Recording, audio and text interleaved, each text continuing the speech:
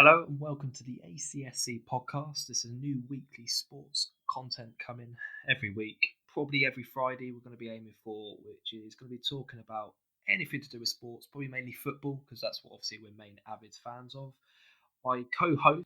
Hello, guys. Yeah, so my name is Adil. I am a close friend of Charles. We've known each other since school days.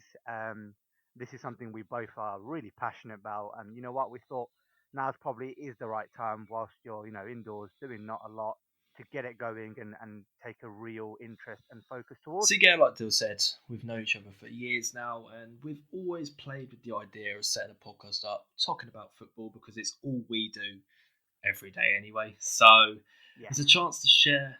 got us in It's a chance to trouble, but share our yeah, opinions to you guys of what we actually think. So we'll go straight into the main topic, which everyone seems to be talking about at the moment, which is the coronavirus situation and how this is going to have a huge impact on football all around. absolutely. Yeah, I mean, like I say, at the moment, it looks like, people are getting a bit bored of the subject, but it is interesting when it comes to football for us. It is going to be it is the focal point right now, and it's all about how it's going to impact the football world. 100%. There is so many opinions that people have in this, and for me, seeing it, the main situation is: Yeah, can the season really continue? yeah, I think that's very much the question at the moment. It seems like that is what's on the lips of not just every football owner, or the pundits, even fans. We sat here thinking there's so many different opinions. Everyone's got their own little opinion on it, and it is a question where you have to think about safety and all that, and can it really start again? Yeah, 100%. And my honest opinion, I would love the season continue. I don't know if it can. There's so many aspects that come into it, which we can obviously discuss in detail. But just to begin with, my opinion, I would love to see it continue. I don't think it can at the moment. I would rather see it until it was safe. Yeah, I mean, likewise, I fully back you on that, Charles. I mean, I'm a Liverpool fan, but like I say, you've got to have a bit of common sense prevail here. I mean, we are top of the league. We are 25 points clear. However, you've got to look at the safety aspect and can it continue? You've got to, the first and foremost, the government has to give its approval. And once it does that, then you've got to look at, I think UEFA set a deadline for the 25th of May for European leagues Yeah, to kind of set their plans if they want to continue the season. So you know what, it's going to be tough. But I think, like I said, it can be done if the right health and safety is put in the place. main thing to see is everyone says about health and safety, but it's the amount of people that's required, even just to have games behind closed doors. Working firsthand at Wembley when I did a Yes. few years ago, you're talking 400 people just to get one game of football going, and having that many people in one place at one time, is that safe? Probably not at the moment. No. Yeah. I mean, I fully agree with you on that. I mean, you look at it, the aspect you've got to have your match day squads.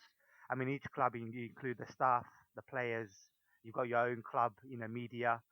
So you're looking at each club are bringing together about 60, 70 people each. And then you've got the match officials, you've got the TV broadcasters. I think they said now if the games Yeah, restart, it's going to be behind closed doors, which makes it, which obviously we as fans, it's going to want, we want to watch it on TV because there's no exactly, other way of exactly. getting to the stadium or anything. So you're going to have TV broadcast, you're going to have Sky potentially in there, BT, whoever it might be. So that does increase the number of people and adds to the risk. Oh, you can't disagree with that. And I think the problem certain people, obviously, I'm an Arsenal fan myself, so in certain aspects, yeah, you would love to say let's just finish the season, but you can't.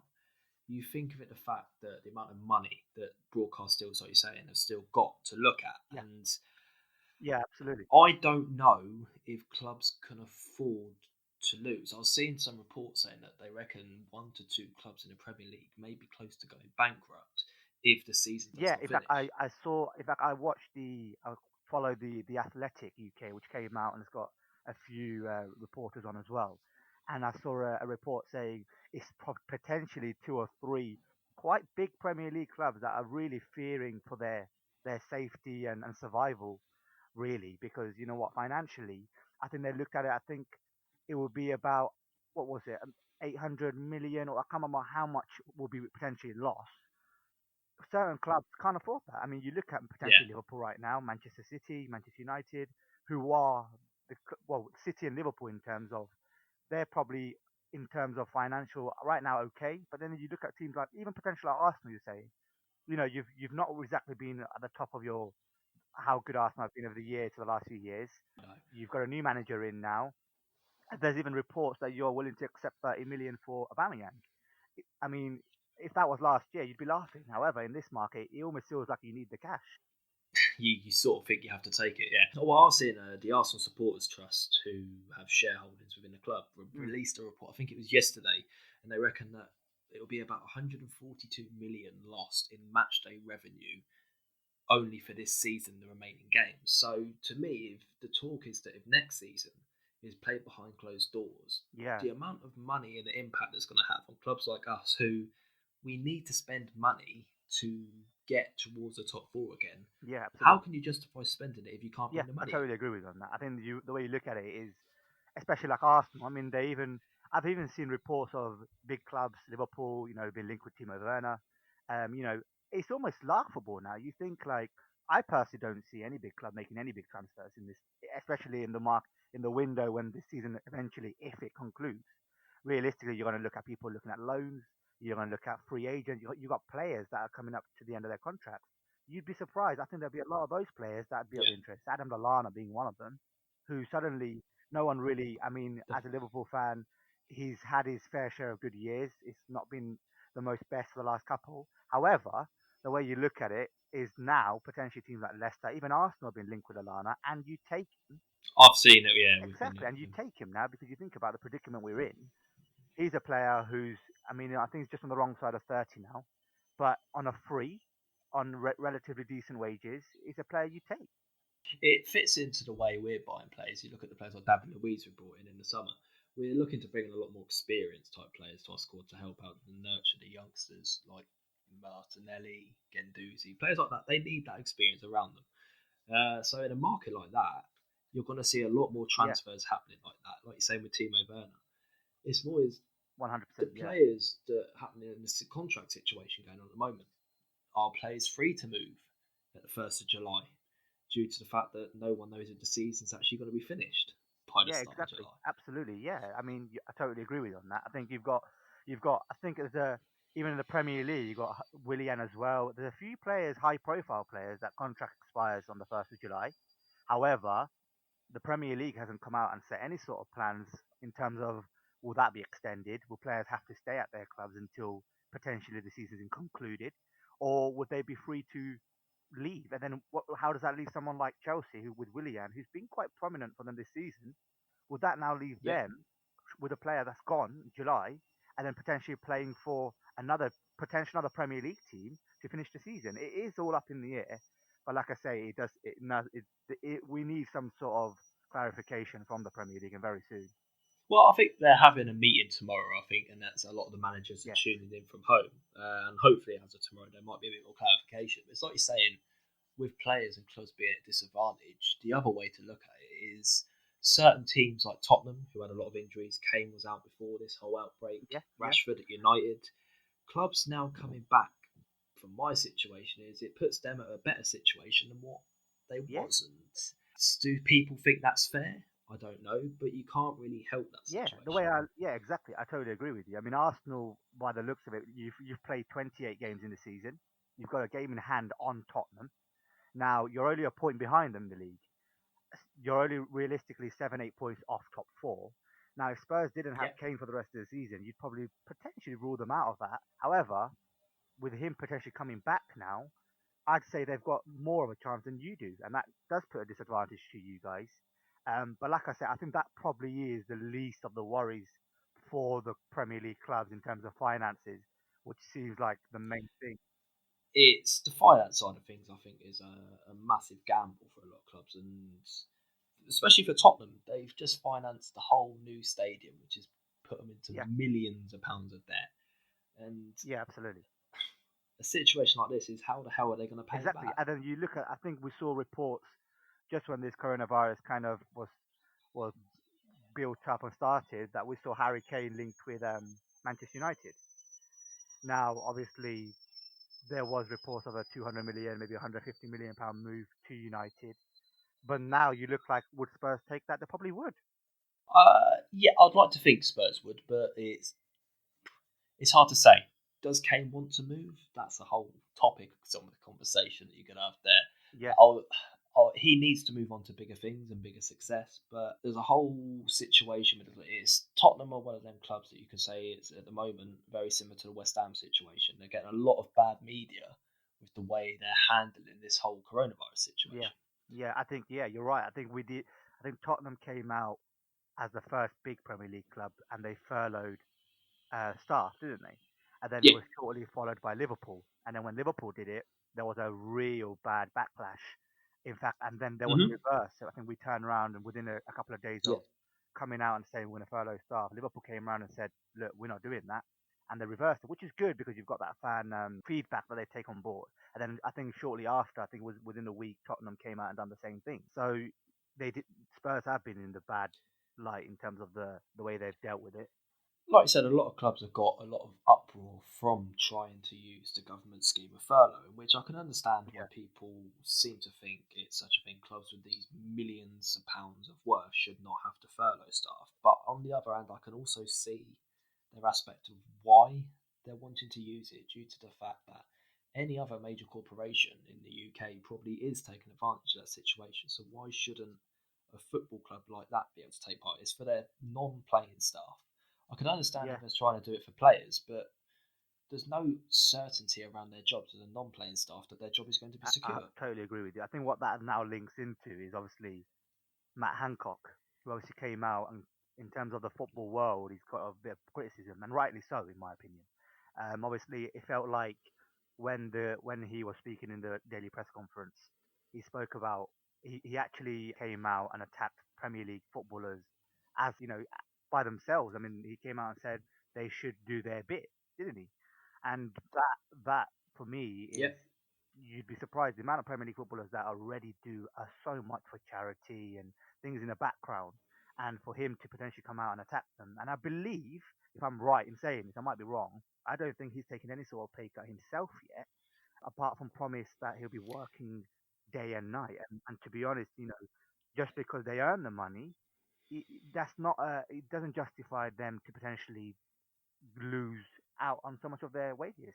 No, don't get me wrong. I don't agree with the fact that some players earn as much as they do, and that's a whole debate you could have around the wages in football. But it's not their Yeah, fault. That is the way the business in football has made the situation.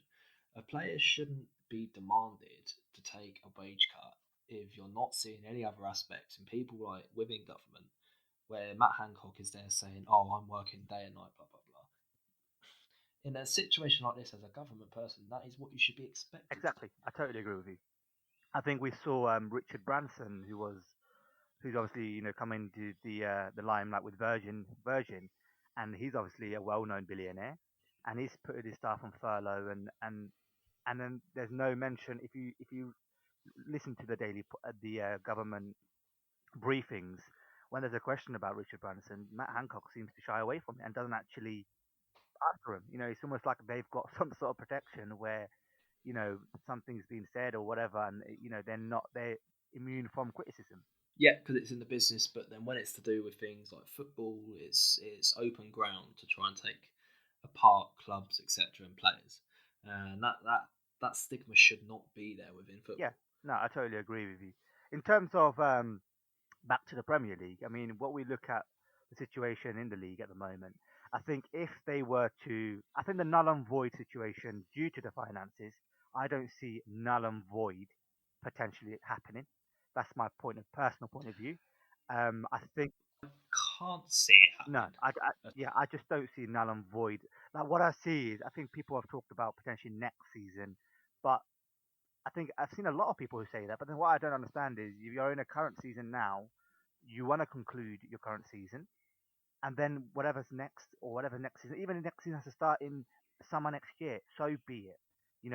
What's here and now should be completed, and that's the best. And you think about it, Liverpool's probably the easy one to almost decide. We're 25 points clear with 9 games to go, so you're almost thinking, yeah, Liverpool going to win the league. But then you look at the bottom of the table. I'm just looking at the moment. You got Aston Villa, Bournemouth, Watford, West Ham. They're all within 2 points of each other. Now, which one of them goes down? or what do you do? I mean, how do you play that out? That's the hardest bit to decide for me. Is it's a given. Liverpool will win the league this season. I can't Yeah, see any other way about it. I could understand it was a bit very similar to the situation in the Dutch Eredivisie where it was yeah, level on absolutely. points. It was level on. There were so many other aspects that you couldn't physically give the No, title to someone. no, And obviously, I've seen no. this morning the French league and everything is Yeah, now finished. PSG got the title. That's understandable because I think it was a 12-point gap.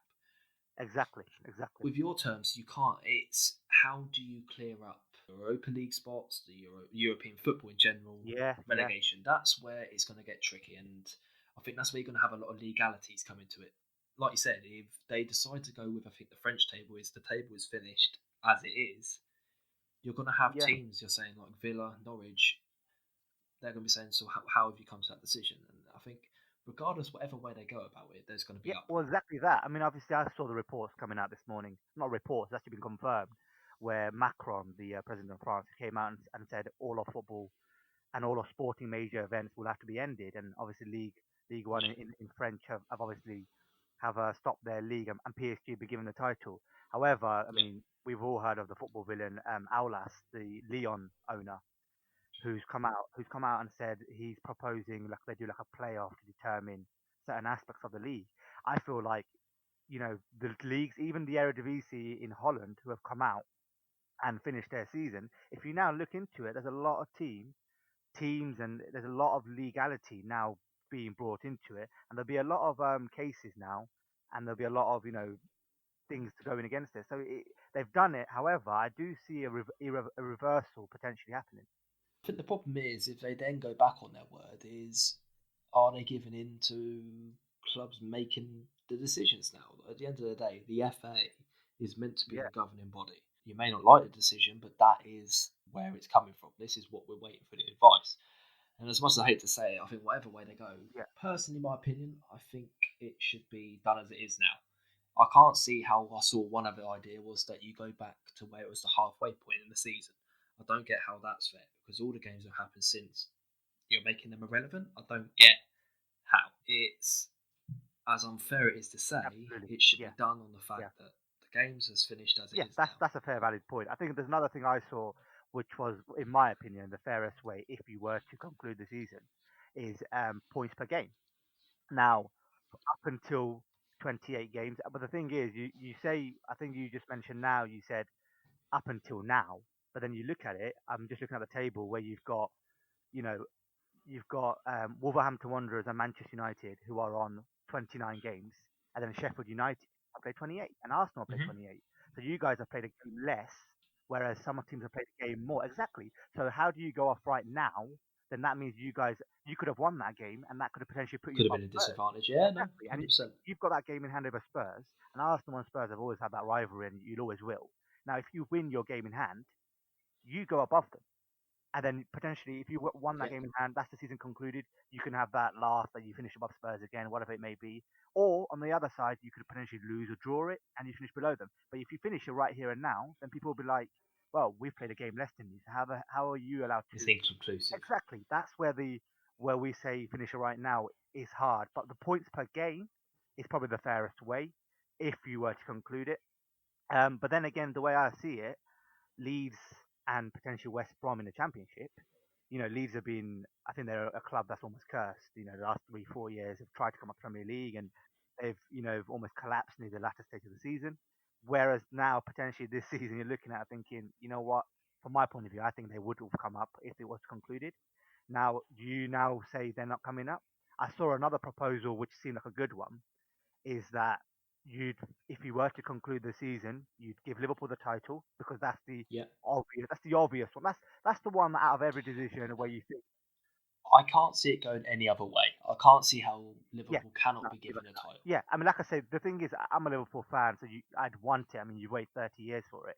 In my lifetime, I've not seen them win the league. However, I have to accept that realistically, we would have won it. But then again, who knows? We probably, albeit it'd be very Liverpool if we end up losing every game and City won all of them and they won the league. However, you got to put common sense into it, and then it comes into that where that's the division being 25 points clear. You'd think they're going to win the league. Then what I saw was that there's 20 teams in the league now. next season you'd promote the top two from the championship and play a 22 teams for the season next season. I think the other way you're talking about Liverpool getting a title, and as a Liverpool fan, you haven't seen that. The only other aspect I was thinking as a fan No. is that side of it. Would you then, in a way, every other fan is going to throw it in your face saying you were given the title? Yeah, I'll be honest with you. My dad's he's been a Liverpool fan all his life, obviously, and he hasn't seen Liverpool in the league in 30 years. He grew up watching Liverpool be their team. They were winning titles, they were winning European Cups. You ask him that question, he'll laugh at you and say, "Give me the title anyhow, and I'd take it." And from my perspective, 100%, you can sit there as a fan of Manchester United or whoever it might be, and laugh at me and say, "Yeah, but you were given the title." I'd be like, "But have we won the Premier League? Yes, we have. Were we 25 points clear? Yes, we were." So from my point of view, I'll be honest, it's a shame that, we haven't got the whole parade and, we probably won't be able to lift the title with 55,000 fans in the stadium. But you ask a Liverpool fan that's gone 30 years without seeing his club win the title, they take it anyhow. I mean, that is from my perspective. It's bittersweet. I mean, we're not going to, realistically, we're not going to win it with fans in the stadium. And that's something we'll have to accept. But what that does for Liverpool, even for Jurgen Klopp and the players, is it might motivate them. They might go, right, exactly. We might potentially the players might come out and go, right, we've won the league, then we've been given the league. However, next season, let's go out and do it for the fans and let's really get that title and where we can share it with the fans. And then we've got the motivation for next season.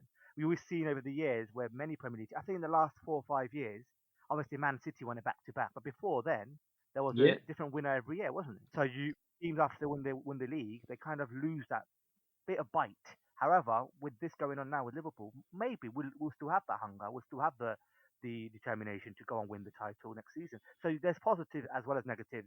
But if you're asking me, are you going to be happy with a tainted asterisk title? For me, just give it to me anyhow. I don't care. It's an opinion I've heard a lot of people talking about, saying is, as a fan, how do you feel Yeah, about it? yeah. And from my point of view, if I was an Arsenal fan in that situation, I'll take the title every day. Like you said, if you're in that position where There you go. it's not Yeah, like you're one absolutely. or 2 points clear.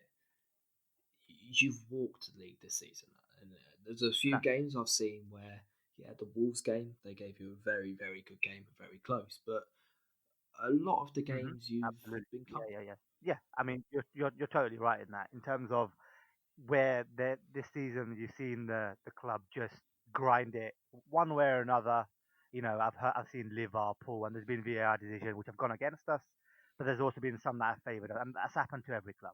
But you'd be, I mean, from a common sense football fan, unbiased point of view, you wouldn't think anything other than potentially giving that title.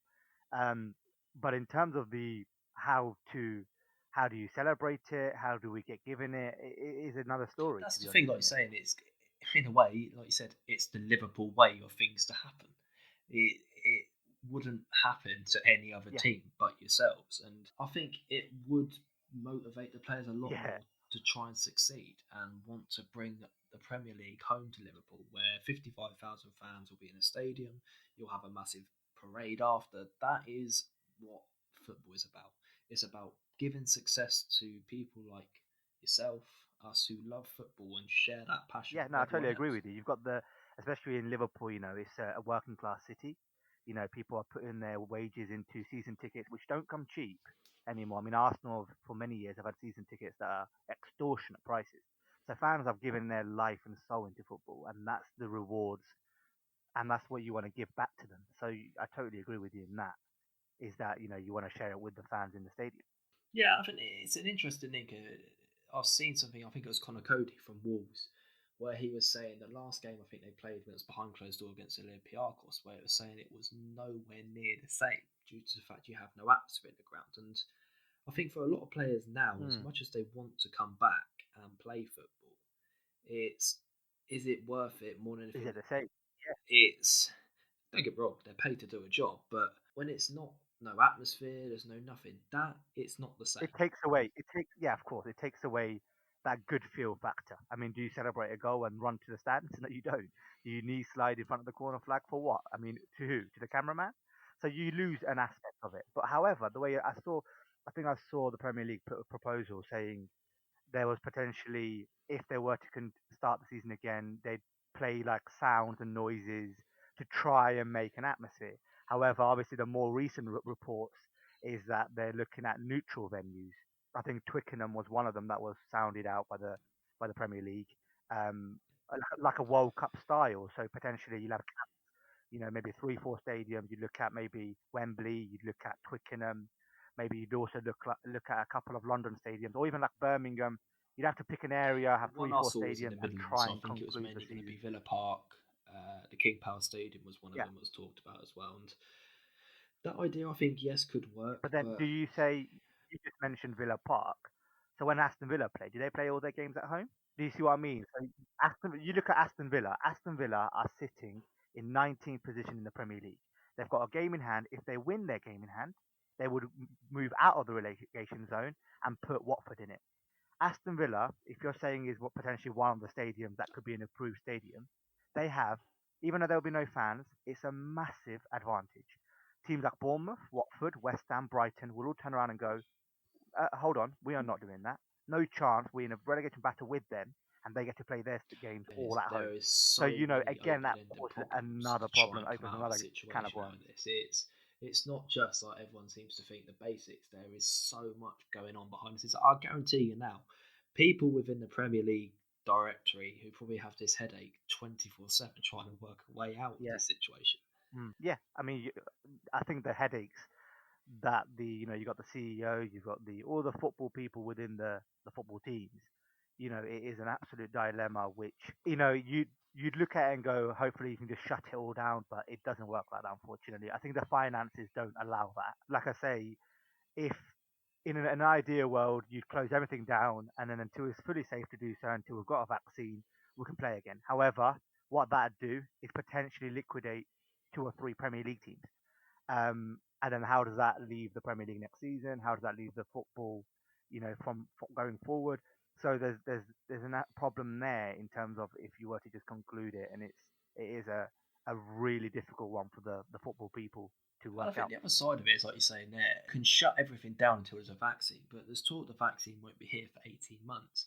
Yeah, For a lot of people who may be struggling in exactly. life, mental health issues, football is their escape. And for a lot of people on that side of things is they live 100%. and breathe football. There is monumentous amount of die-hard fans. Yeah, And yeah, for people like that, I can't imagine how hard it is for them because I miss football so much. yeah. But for people who live and breathe it, which pay Mhm. thousands of pounds to follow their club around the country, where's their release? Where's it going to stop? Exactly that. I mean, like I said, even from my personal point of view, we've all had our hardships in life. And there's been moments where, you're down in life or whatever. And when Liverpool are playing on a Saturday afternoon, there's 90 minutes of football where I don't think about anything outside. You don't think about any of your problems, and it's truly you're into your football, you're into the game. And Mm-hmm. luckily for me, you know, we've been succeeding on the pitch, so it's brought a smile to me. I mean, if we were losing, then it'd only make it worse. But I mean, that's just a benefit we've had, and that's something that Liverpool have given me. They've given me the happiness and the success that they've brought on the field has made it better even in my life. Even in a short period of time, you've got 90 minutes of football, which you don't think about anything else. You don't think about any of your problems. And if you're telling me that 18 months I can't do that, it leaves a lot of people vulnerable, and it brings in the aspect of mental health, which is in a whole different ball game, isn't it? That's the thing, is for a lot of people who do struggle, like you're saying there, when a game is on, that's my release. I don't think about anything else. That is my Absolutely. time where I can sit down for 90 minutes. And personal point of view at the moment, being an Arsenal fan, it's probably more stressful than normal life at times. But it is that it's that Yeah, breakaway. absolutely. And for people needing that time, it's hard. That's so much a massive debate. Where do you go? Personal opinion, I don't think football can wait that long. And I don't just mean generally in football. I think you're opening it up Yeah. to so many other sports. You're looking at the whole thing that happened with Dana White with the UFC No. when he wanted to put that event on in California and Ireland. I don't get how in his logic he wanted to put an event on, but I can see the Yeah, money side. yeah. I think the first sport, whatever it is that opens up, is going to open a can of worms, because as soon as they get approved, etc., if the Premier League starts, you're going to have things like cricket, golf, boxing, everything like that is going to say, right, it's safe for them to come back. What about us? Yeah. will come back. Yeah, exactly that, exactly that. I mean, I think I've seen it already. The golf, they've already suspended the Masters. You look at the cricket. I think the cricket just today actually they announced that the inaugural the 100 competition that's been postponed Yeah, until next year. You've got the women's Euros that's been pushed back a year. The football Euros obviously pushed back. You've also got the tennis majors that have all been. I think Wimbledon has been postponed and it's never. I think since 19, I'm not sure how many years, 80 plus years, where it's never been postponed, and that's been postponed by a year. So if football comes back, all of those will be, all the authorities of tennis, cricket will turn around and say, oh, hang on a minute, if they have been approved and they're doing the testing and whatnot, and they're allowed to come back, then it does open a can of worms, and then it's potentially, do we want to come back, and then do we need to come back? So yeah, it does. like I said, I've just seen a thing just pop up now about the Bundesliga, which I think was meant to start on May the 5th again. That has now been pushed back even further. So that just sums up at the moment. I don't think it is safe anytime soon. I can't see it being probably till around July time for the season to start again. And Yeah, I think it was I I think think it so. was a Yeah. very bold move from the Bundesliga trying to start the season in May. Well, what it did was, I think in Germany they've obviously had in terms of their deaths and in terms of their cases, they've dealt with it relatively well, a lot better than we have here in the UK. However, they've obviously eased their lockdown measures. What that's done now is spiked the cases now. So effectively, they're now paying, and what the reality is, we're thinking it from a football perspective, but there's lives that are being lost, and there's nothing more important in life than life and death. So you put that as a forefront, and stuff like is not football is the most It important is, of least important like you things, say at the moment, it is as they the say. main aim is to stay safe. Everyone needs to stay safe and stay indoors. So that is as much as I love my sports, is it can wait. Everything like that. And That's the I know message. we've Yeah, talked a lot about the Premier League, but for me is I follow Luton Town as well, which is my mum's team. League clubs in the Championship, League One, League Two, like that, they are going to be hit so yeah, much harder than the Premier League due to the fact that they don't get the finance. As it's already seen, 100%. Yeah, like you're saying there, is and even again, lower yeah, than that, yeah. teams in the National League, like the season has already been scrapped, which I don't think is fair. I don't get how they can scrap anything down further than Mm. the National League.